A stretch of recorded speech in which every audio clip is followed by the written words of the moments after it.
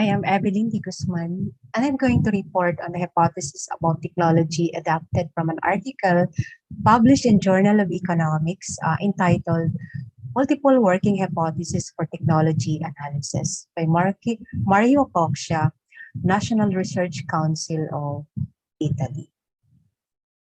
Looking at the abstract of this study, technology analysis focuses on technology that is a complex system formed by different elements given by incremental and radical innovations. So this study suggests a method of inquiry called multiple working hypothesis for technology analysis, or MWHS. For technology analysis that consider the development prior to research of different hypotheses concerning the origin and evolution of technology, which are likely due to several causes, not just one. So the MWHS presented here are categorized in traditional hypothesis and the new or modern hypothesis. So there are 9 hypotheses under the traditional approach and 2 in the new or modern approach, which I will be discussing later.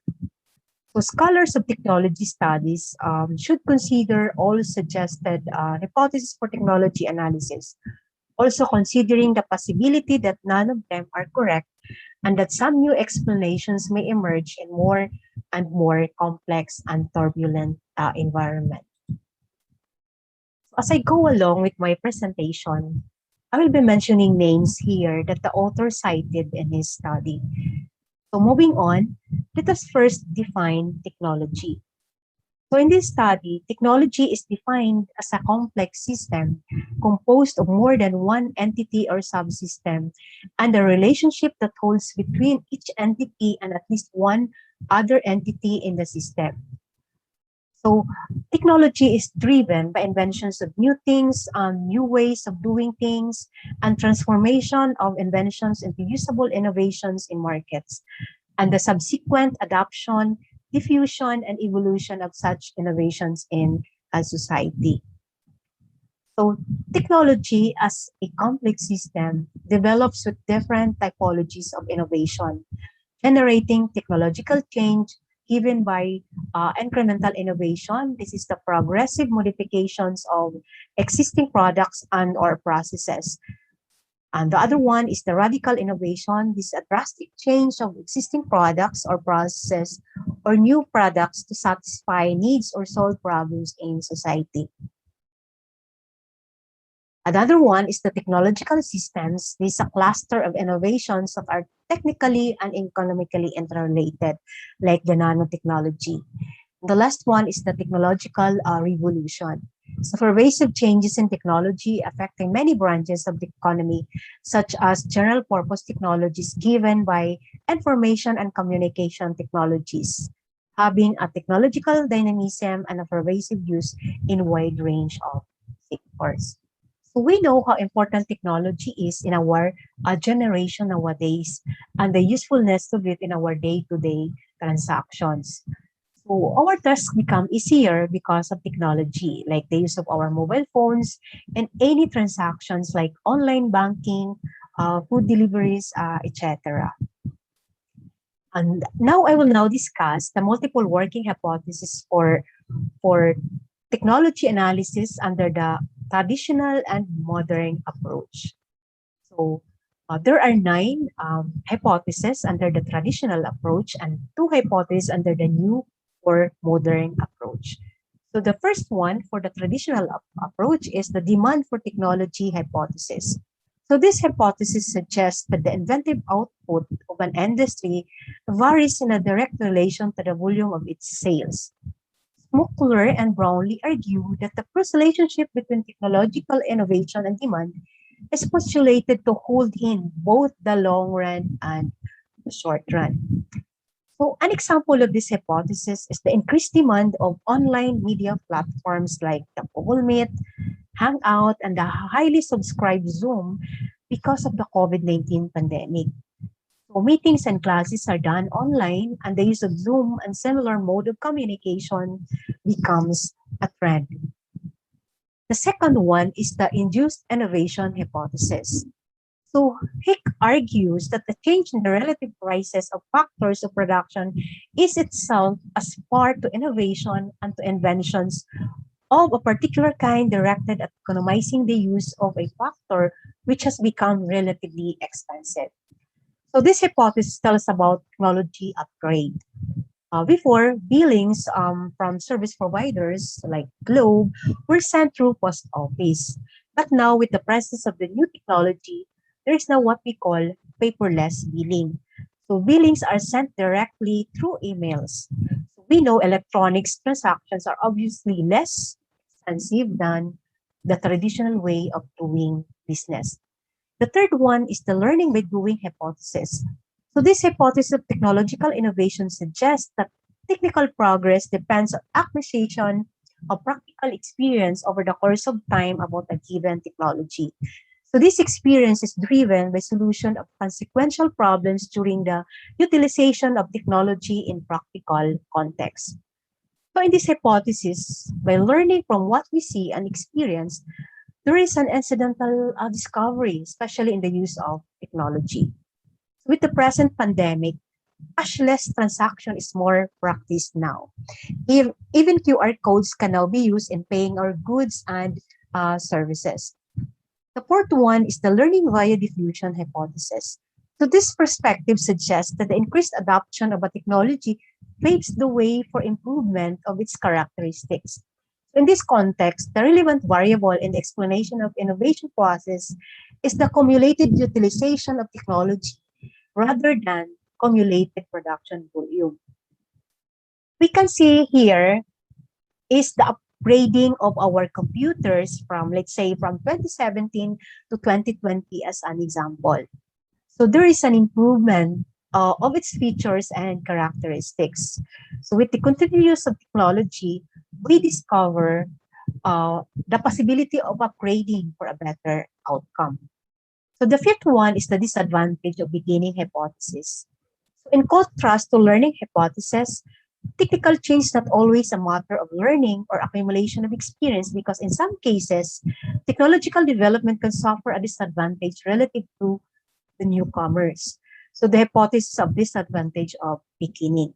So the operational form of this hypothesis can imply that the younger the age of capital stock, the better are the prospects for technical progress. So to put it differently, technological innovation can be limited as capital stock grows older. So this only shows that our young generation who are more tech savvy are better prospects for technical progress compared to the older ones. So this hypothesis also highlights the need for training of those who are to embrace the aid of technology in their field of work. The sixth one is the specialization via scale hypothesis. So the specialization via scale hypothesis is based on the observation that technology depends on the scale of its utilization because of economic reasons that are associated with factors of a physical nature of technology itself. So according to this hypothesis, variation of scale affect the course of innovative activity. So for instance, technological advances in the electricity generation have been made possible by an increase in the scale of the electricity transmission network. The reason is that capacity increases with the square of the voltage. The seventh is the path dependence of technology hypothesis. So the approach of path dependence of technological innovation was advanced by Arthur. David provides evidence of the path dependence perspective with historical studies such as typewriter keyboard, electric light, power supply, industries, etc. So the strength of the path dependence model is due to a basic sequence of micro-level historical events and current choice of techniques that may influence the future pathways of technology and knowledge. In this hypothesis, it shows that technology in itself evolves. So before, letters for communication could only be done through the use of typewriters. But now, we already have computers and laptops that are used for this purpose. The next one is the competitive substitution of technology hypothesis. So the evolution of technology is a process of actual substitution of new technology for the old one. Fisher and Fry shows that technological evolution consists of substituting a new technology for the old one, such as the substitution of coal for wood, hydrocarbons for coal, and etc. So another example here maybe is the emergence of new mobile phone models. In a very short period, old models are replaced by new ones because of competition, as what the big gadget companies are doing, like the Apple and Samsung. The last one for under the traditional approach is the predator-prey hypothesis. So technologies can generate a predator-prey relationship where one technology enhances the growth rate of the other, but a second inhibits the growth rate of the first. In fact, a predator-prey relationship can exist between an emerging technology and a mature technology. In particular, when emerging technology enters a niche market that's not served by mature technology. So in this case, emerging technology may reduce the market share of mature technology. So here, the emerging technology is the predator and the mature technology is the prey. Maybe we can consider as an example is the use of smart TV and over DVD player. Because of the new technology that a smart TV can offer in terms of accessing different movies through internet, the sales for DVD players declined. And now I will discuss the two hypotheses under the new or modern multiple working hypothesis for technology analysis. So the first one under the new or modern approach is the hypothesis of killer technologies. So killer technology is a radical innovation based on new products and or processes, which with high technical or economic performance destroys the usage value of established techniques previously sold and used in markets. So killer technology can explain and generalize the behavior and characteristics of innovations that generate a destructive creation for technical and industrial change in markets. So in this hypothesis, the existence of a new technology slowly diminishes the use of existing product. Now, at our in our workplace, because of the use of email nowadays, telegrams and snail mail are seldom used. The last one is the hypothesis of technological parasitism. So Utterbach et al. Suggests to abandon the idea that technology and innovation originate only in pure competition between new and established artifacts. So these scholars argue that the growth of one technology will often stimulate the growth of other technologies, calling this interaction as a symbiotic competition.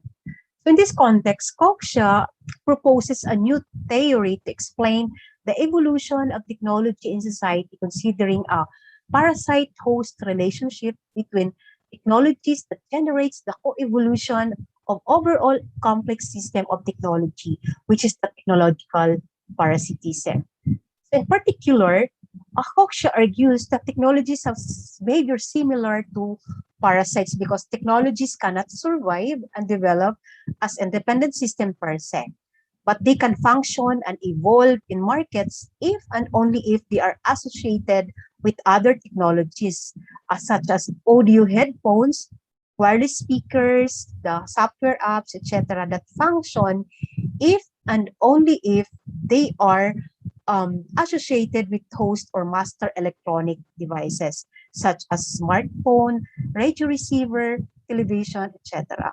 So based on the presentation, we can tell that there are different factors that determine technology and technological evolution, like investments, social structures, economic governance, higher education system, skilled human capital, and population, etc.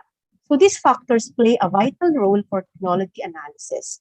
So hence, technology is a complex concept in a science affected by manifold endogenous and exogenous factors needs a method of inquiry based on multi-working hypothesis for comprehensive technology analysis rather than apply a single hypothesis in isolation. So that ends my